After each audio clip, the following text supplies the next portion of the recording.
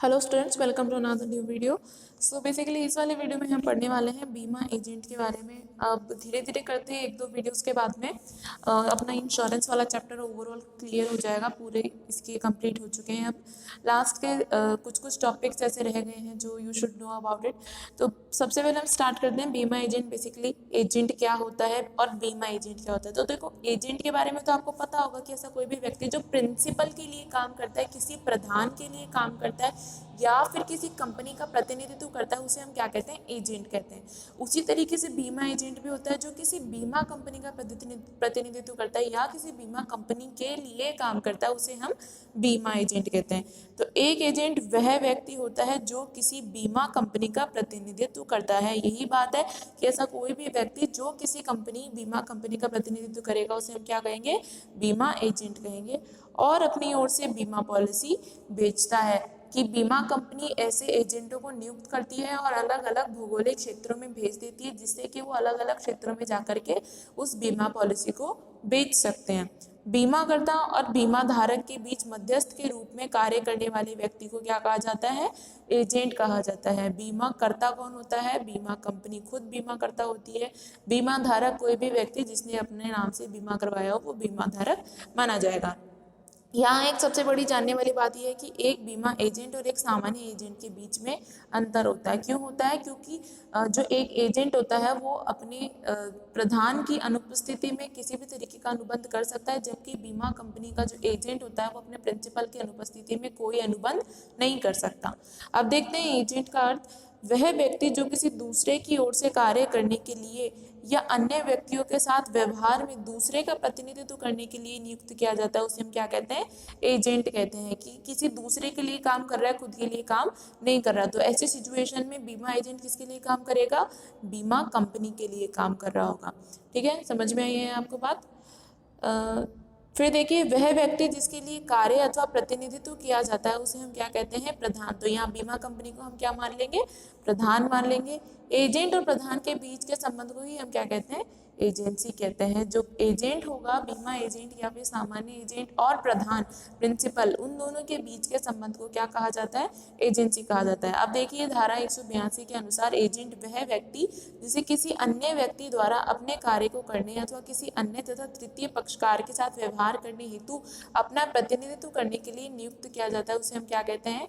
Agent कहते हैं। ठीक है, तो एजेंट की परिभाषा आई हो आप सबको समझ में आ गई कि ऐसा कोई भी व्यक्ति जो किसी बीमा कंपनी का प्रतिनिधित्व करता है या अपनी ओर से बीमा पॉलिसी बेचता है, उसे हम क्या कहते हैं? बीमा एजेंट कहते हैं। अब देखिए, एजेंट कौन नियुक्त कर सकता है? तो जिनकी नियुक्ति प्रधान द्वारा की जाती है, परंतु प्रधान केवल वही व्यक्ति हो सकता है जिसमें अनुबंध करने की क्षमता हो। कोई भी व्यक्ति को आप प्रधान नहीं बना सकते। ऐसा कोई व्यक्ति जिसमें अनुबंध करने की क्षमता है, सिर्फ वही व्यक्ति प्रधान हो सकता है और सिर्फ प्रधान ही एजेंट नियुक्त कर सकता है। अतः निम्नांकित व्यक्ति एजेंट नियुक्त कर सकते हैं ऐसा जो सभी वयस्क मतलब 18+ की एज का हो। वयस्क मतलब 18 से ऊपर की एज का होना चाहिए वो। दूसरी बात आती है अपनी सभी स्वस्थ मस्तिष्क के व्यक्ति। स्वस्थ मस्तिष्क के व्यक्ति का मतलब ऐसा कोई भी व्यक्ति जो ना तो पागल हो, ना ही कोई मतलब शराबी हो, ना ही कोई मेंटली डिस्टर्ब हो। ऐसा व्यक्ति जो सोचने समझने की क्षमता रखता हो, अनुबंध करने की क्षमता रखता हो, वो स्वस्थ मस्तिष्क का व्यक्ति होगा। तो सभी ऐसे व्यक्ति जिन्हें देश के किसी भी कानून द्वारा अयोग्य घोषित नहीं किया गया। अयोग्य घोषित का मतलब किसी शत्रु देश का तो नागरिक नहीं है, कहीं कोई आतंकवादी तो नहीं है, कोई ऐसे एलियन, इनको क्या है? कानून ने अयोग्य घोषित किया हुआ है। तो इन ऐसे लोग अपने एजेंट नियुक्त नहीं कर सकते और ना ही ये प्रधान बन सकते हैं। तो प्रधान बनने के लिए कौन कौन सी 3 क्वालिटी होना चाहिए? कि एक तो वो वयस्क होना चाहिए, दूसरा स्वस्थ मस्तिष्क का होना चाहिए और तीसरा उसको देश के किसी भी कानून द्वारा अयोग्य घोषित नहीं किया गया हो। इसके अलावा एजेंट को कानून द्वारा अधिकृत किसी व्यक्ति द्वारा भी नियुक्त किया जा सकता है। कि ऐसा व्यक्ति जिसको कानून ने अधिकृत कर रखा है, जैसे कि वकील है, कोई जज है या फिर कोई नेता है, कोई मंत्री है, तो वो भी एजेंट नियुक्त कर सकता है। तो इस कारण से एजेंटों को निम्नलिखित व्यक्तियों द्वारा भी नियुक्त किया जा सकता है। मतलब एक प्रधान तो कर ही सकता है, उसके अलावा कानून ने भी अगर कोई व्यक्ति अधिकृत कर सकता है, वो भी एजेंट नियुक्त कर सकते हैं। जैसे कि किसी भी निगम या कंपनी द्वारा, कंपनी भी कानून के थ्रू बनी हुई होती है, कंपनी अधिनियम के अंतर्गत संचालित होती है। दूसरी होती है नैसर्गिक संरक्षित किया न्यायालय द्वारा नियुक्त संरक्षक द्वारा नियुक्ति, नैसर्गिक संरक्षक जो न्यायालय ने आपके संरक्षक नियुक्त किए हैं, आपके गार्जियंस जो नियुक्त किए हैं वो एजेंट नियुक्त कर सकते हैं। कई प्रधानों द्वारा संयुक्त रूप से एजेंट की नियुक्ति, एक से ज़्यादा प्रधान भी चाहें तो भी वो एजेंट को रख सकते हैं।